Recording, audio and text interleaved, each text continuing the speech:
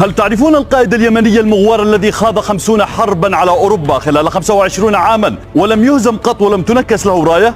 القائد اليمني العظيم الذي عندما مات فرحت أوروبا وقاموا يتراقصون على قبره، وقام قائدهم وقال: أما تروني اليوم قد ملكت بلاد العرب والمسلمين وأنني الآن جالس على قبر أكبر قادتهم.